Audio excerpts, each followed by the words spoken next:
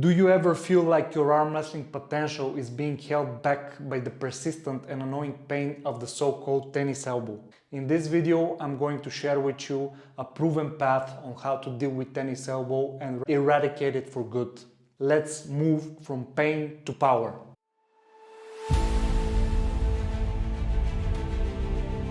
Hello guys, it's Kal and you are with Omnipotent Growth, our Arm Wrestling Mastery series. In this channel we are talking about how to get stronger at arm wrestling, how to get better, how to improve our mindset as human beings and champions, and the systems that allow us to do so. So first, let's see what is tennis elbow when it comes to arm wrestling. Like, the real name of this condition is called lateral epicondylitis. It's a form of tendonitis. It's not very easy to pronounce, but you have to know that so we can continue further. It comes when you have problems maybe in your wrist or your shoulder and you're putting too much stress here and it cannot take it.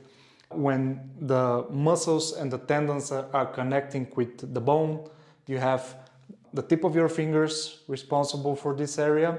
You have this movement here, like the turning of your arm. When you are trying to supinate also, it has a lot of impact there. You have this and this, like the kickback of the wrist and the riser are also tightly connected here.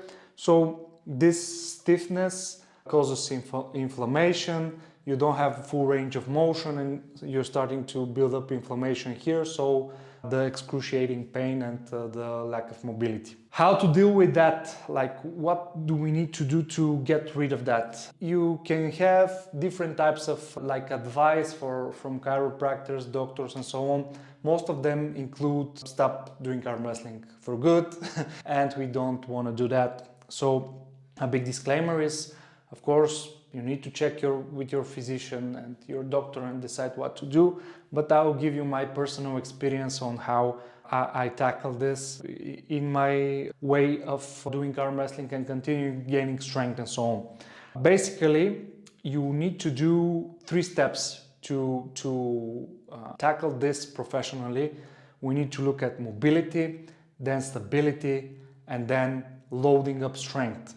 Starting with mobility, if you have the condition, maybe you have like this much range of motion, you have problems, you cannot go all the way, you need to check the mobility first.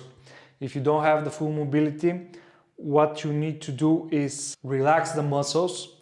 There are a few ways you can do so, like external and internal, I would say. The external, I like to use this here. So it's the foam roller, it's very common and you don't need the brand, so you can get it from eBay or places like all types of stores. You don't need an expensive one, definitely. So first, there are a few types of stretches you can do. Basically, I would suggest you put your arm like this and tenderize the area by putting force with your body up front and going through the muscles. Like, you're not going directly to the tendon and pushing with force, trying to break the scar tissue or whatever. It's not useful. You need to tenderize the area, make some pressure, and you can also do it the other way around. You can put your arm like that and go to the muscle area, the place you want to tenderize. So this is external. You can also use a professional puncture gun, like massage gun, to rub it in. I won't take mine now because, yeah, it pretty much does the same thing. I would say not too much pressure again. You need the blood flow, you need just to improve mobility. Then the internal part, I would suggest always to start with a rubber band. It's very good for the movement, that the rubber band is like giving you a range of motion that you can do, and starting from the littlest pressure possible, close to zero. And when you have it, then you can go further, like you can transition to being ready to go on the table. But yeah, those are good positions. Like, This here will definitely make the blood flow better, and it's starting from here, going to here, and you're going to start to feel some improvements, like less pressure, less pain, and in general better feeling. So when we have the mobility, I'm saying again this with lesser amount of weights, then we go to stability. To start the stability phase, you need to pick the right exercises that you wanna do from now on. Like, this is the pivoting point that you need to understand. If you wanna eradicate tennis elbow for good, you need to pick exercises that are going to be alongside with you for the long run. Like, you're going to do them as part of your preparation. What does it mean? If you want to have stronger lateral side, you need to train it. Like, it won't work if you want to be arm wrestler and you're doing with 5 kilogram dumbbells like this, right? It's good when you want to go to the mobility phase, not in the stability phase, not in the loading strength phase.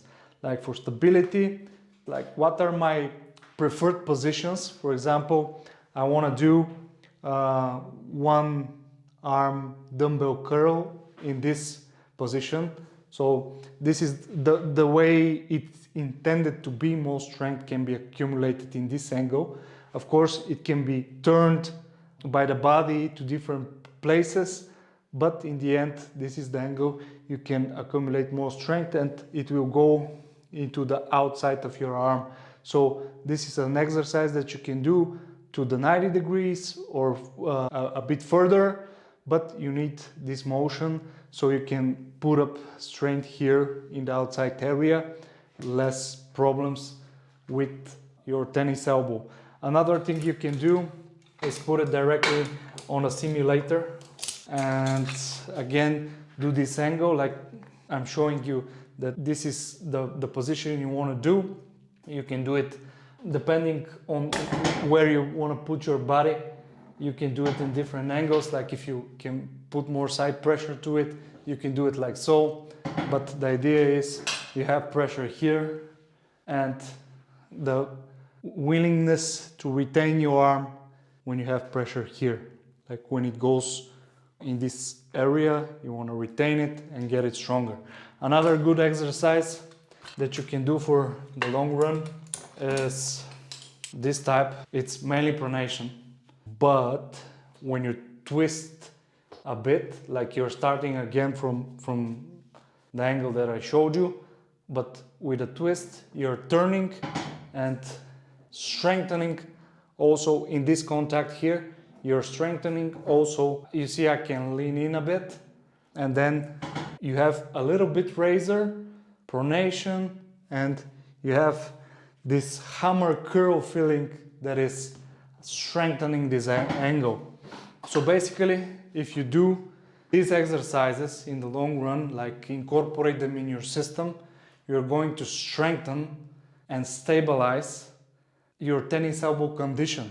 And then for the third area, which is loading strength, you need to use something like our program, like a progression that will build and strengthen these areas, put more muscle here. Like, you can see that I've built my elbow, my outer muscles, lateral muscles here, and this keeps me into not falling into inflammations, but gaining a bit strength, and so on. So the last thing is how to not have this condition again, and it's pretty easy. Remember the stability phase. If you want stability, you need to incorporate the exercises and not drop them. Like, if you go to some therapy and do a little bit of mobility phase and so on, you will feel better. But then when you put your arm in the condition that this pressure returns and you're not ready again, you will have the same type of inflammation and it will be the same issue, maybe worse. So get it stable, start loading, and you need more and more push and pressure to have such a condition.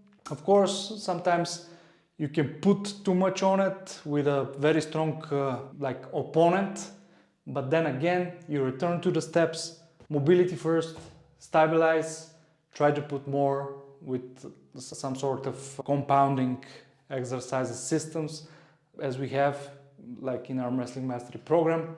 Sometimes very simple things are hard because you need consistency. You need to understand what are the steps, like don't rush it out. Take your time and you will slowly but surely get rid of tennis elbow for good.